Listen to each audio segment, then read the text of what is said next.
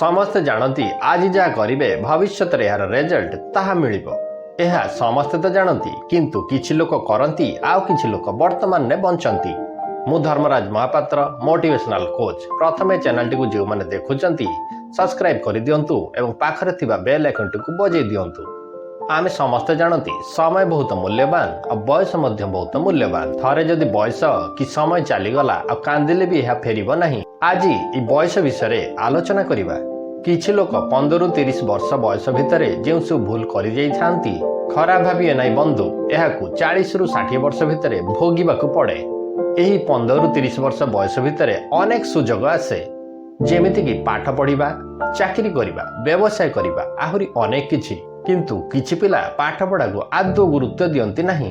ଆଉ କିଛି ପିଲା ବାପା ମାଙ୍କ ଟଙ୍କାରେ ସମୟକୁ ଏମିତି ବର୍ବାଦ କରନ୍ତି ଯେ ଯେମିତି ଧନ ସମ୍ପତ୍ତି ଜୀବନରେ କେବେ ବି ଅଭାବ ରହିବ ନାହିଁ।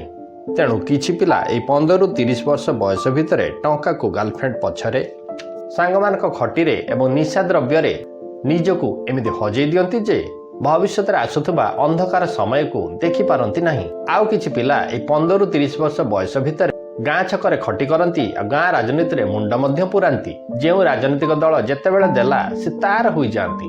ଫଳସ୍ୱରୂପ ସେହି ରାଜନୈତିକ ଦଳ ପାଇଁ ପିଟାପିଟି କରି ଜେଲ୍ ମଧ୍ୟ ଯାଆନ୍ତି।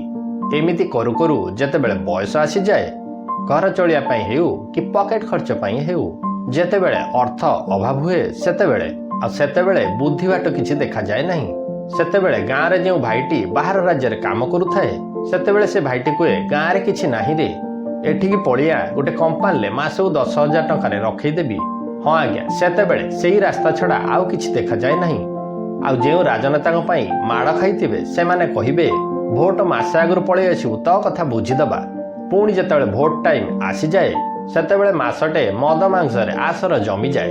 ତାପରେ ଯେଉଁ ଦୁଃଖକୁ ସେଇ ଦୁଃଖ ଆସିଯାଏ। ତାପରେ ବାହାଘର ହୋଇଯାଏ, ପରିବାରକୁ ଗାଁରେ ଛାଡ଼ି ବାବୁ ଆମର ଗୁଟକା ଖାଇ ବାହାର ରାଜ୍ୟରେ ପଡ଼ି ରୁହନ୍ତି।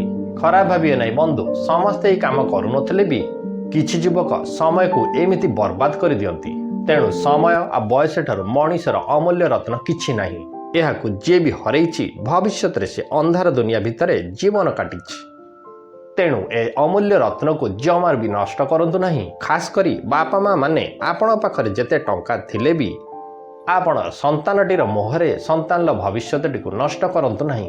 ତେଣୁ କଥାରେ ଅଛି, ସଠିକ ବୟସରେ ସଠିକ ନିଷ୍ପତ୍ତି ଗୋଟେ ମଣିଷକୁ ସଠିକ ଭବିଷ୍ୟତରେ ପହଞ୍ଚାଏ, ଆଉ ସଠିକ ସମୟରେ ଗୋଟେ ଭୁଲ ନିଷ୍ପତ୍ତି ଗୋଟେ ମଣିଷର ଭବିଷ୍ୟତକୁ ଅନ୍ଧାର ମୁହଁକୁ ଠେଲି ଦିଏ।